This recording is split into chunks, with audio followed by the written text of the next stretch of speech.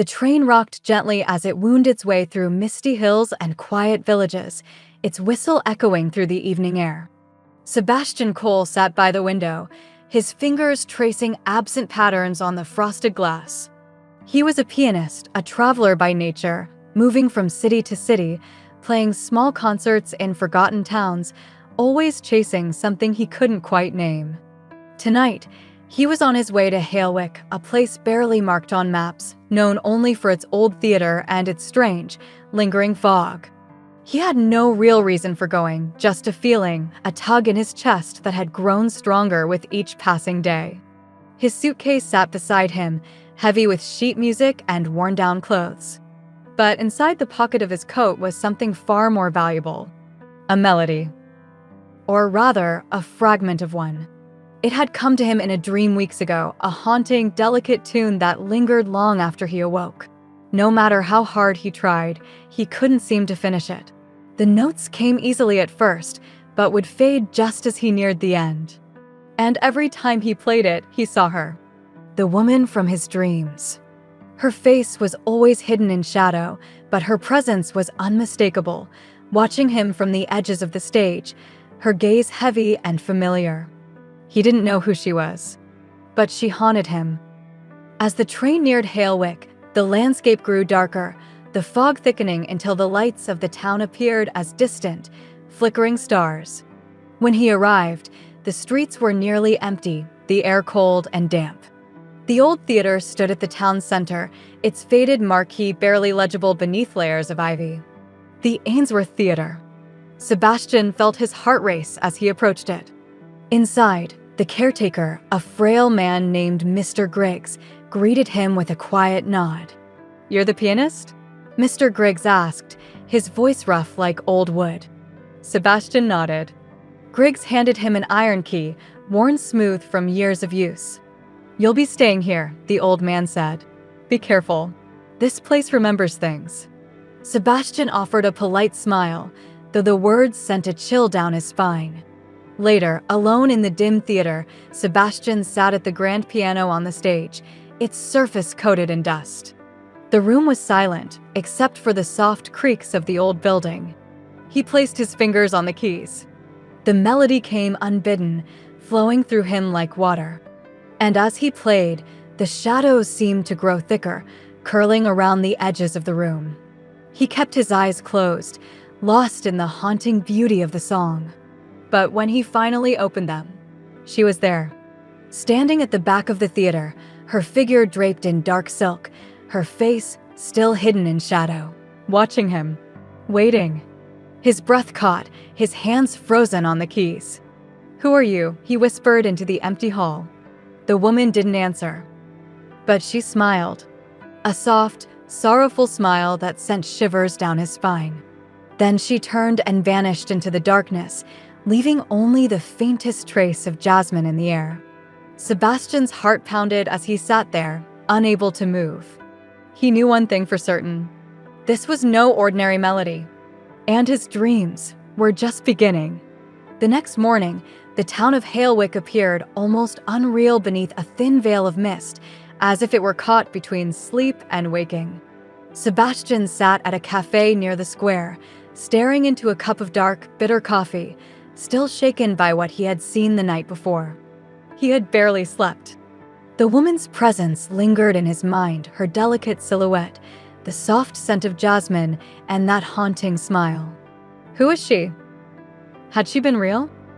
Or was she simply a projection of the melody that had obsessed him for weeks?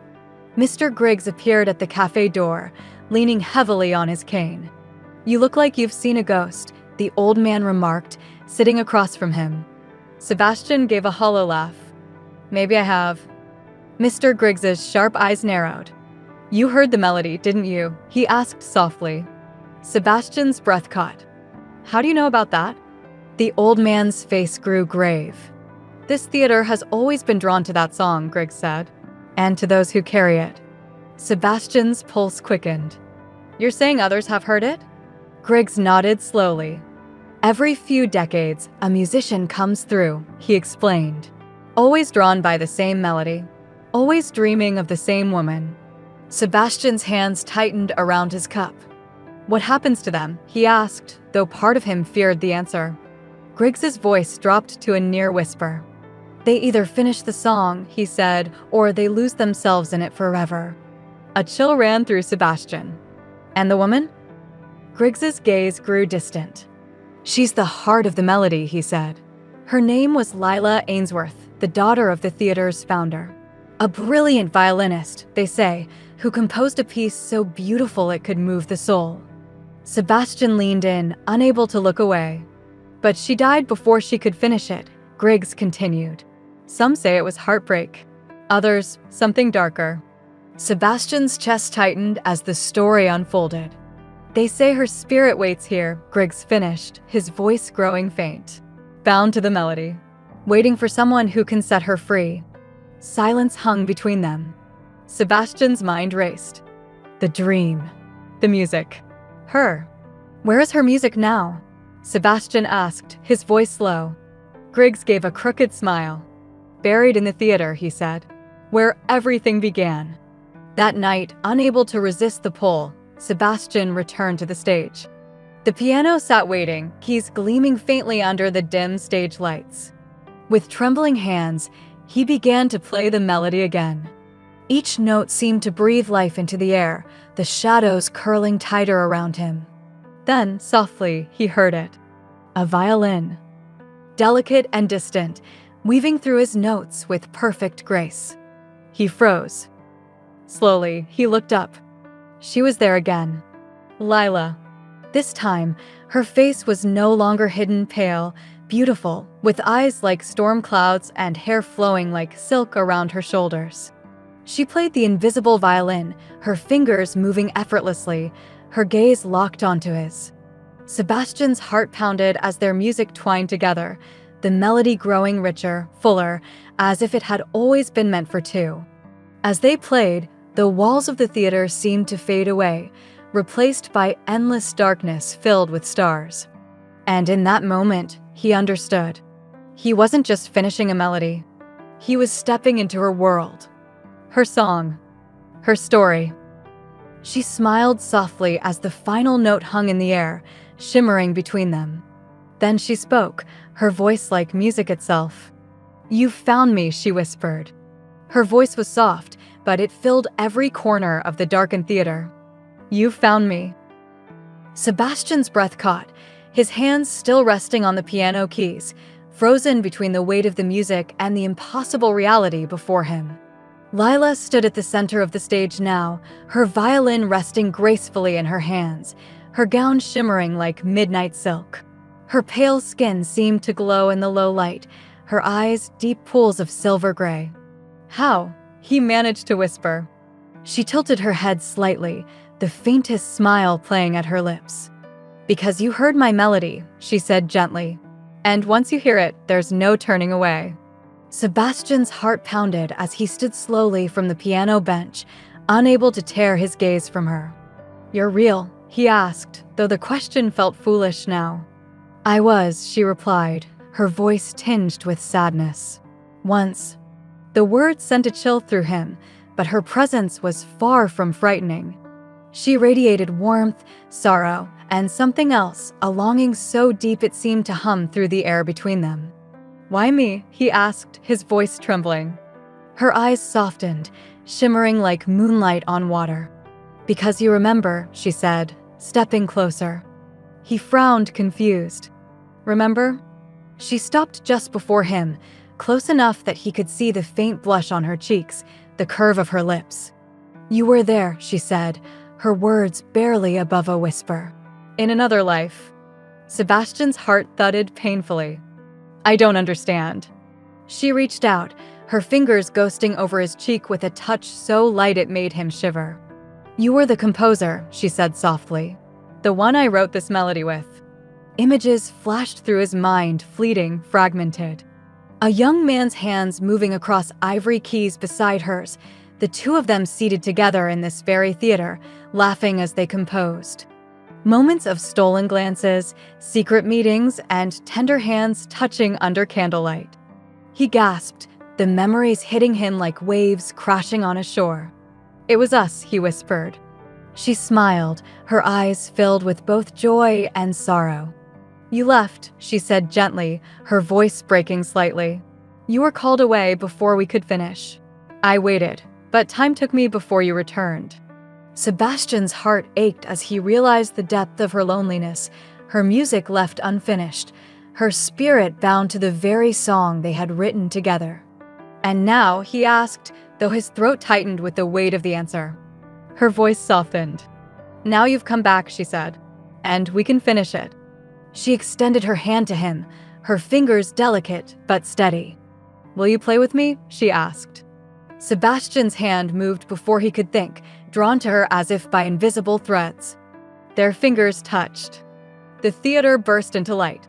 The stage transformed, no longer dark and abandoned, but alive, adorned with gold drapes, glowing candles, and rows of an unseen audience watching in reverent silence. Lila lifted her violin, her eyes meeting his with quiet certainty. Together, they began to play. The melody soared between them, no longer haunting but full of hope and longing, weaving their souls together in every note. It was as if time itself paused to listen. Sebastian felt himself swept away by it, every note filling the empty places in his heart. And through it all, he saw her, truly saw her, not as a ghost, but as the woman he had once loved, the one he had left behind. As the final notes lingered in the air, the theater glowed brighter, almost too bright to bear. Lila's voice rang out, soft but clear. "This is your choice now," she whispered. "Stay here with me, or wake alone." The lights began to fade again, the melody still humming faintly between them. Sebastian's heart raced. A choice. Her eyes searched his, filled with love and longing. "Choose," she whispered. Time seemed to stop. The stage glowed softly, their music still hanging in the air like mist. Sebastian stood there, breathless, as Lila's words echoed in his chest. "Stay here with me, or wake alone." Her eyes, those silver-gray eyes, held his gaze, shimmering with centuries of longing and something deeper, hope. Sebastian's heart pounded as he looked around.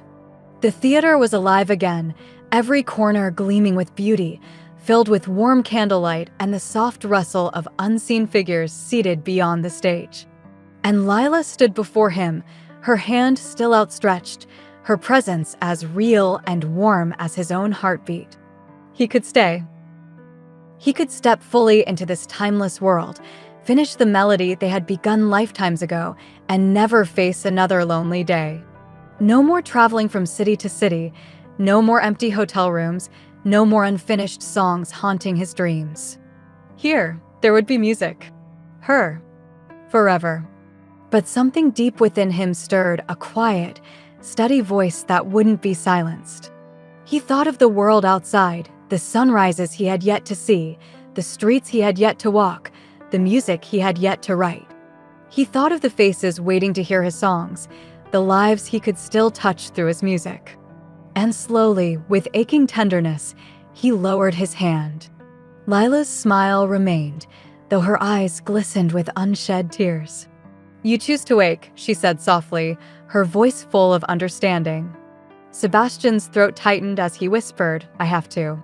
She nodded, her expression filled with both pride and sadness. "I always knew you would," she said.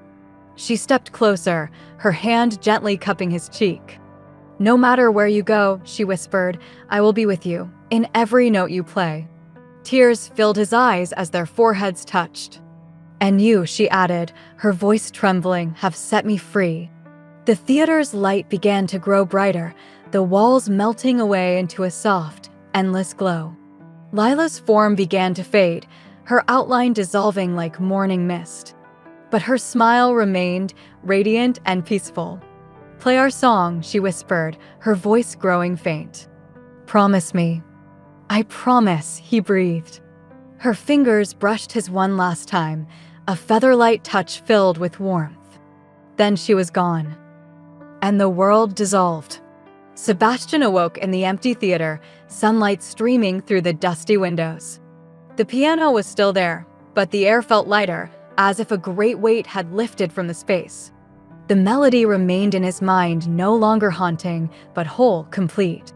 He sat down at the piano and began to play, his fingers moving effortlessly across the keys. And in every note, he felt her. Her laughter, her sorrow, her love. The music poured from him, filling the empty hall with life once more. Outside, the town began to stir as his song echoed through the streets, carried on the morning breeze. People paused to listen, drawn by its beauty. And far beyond the hills, where the fog began to lift, a field of jasmine bloomed wildly, scenting the air with her memory. Sebastian smiled through his tears as he played. He had kept his promise. And though he would walk the world alone, he knew she would forever remain, woven into every song, every melody. The musician's shadow always near.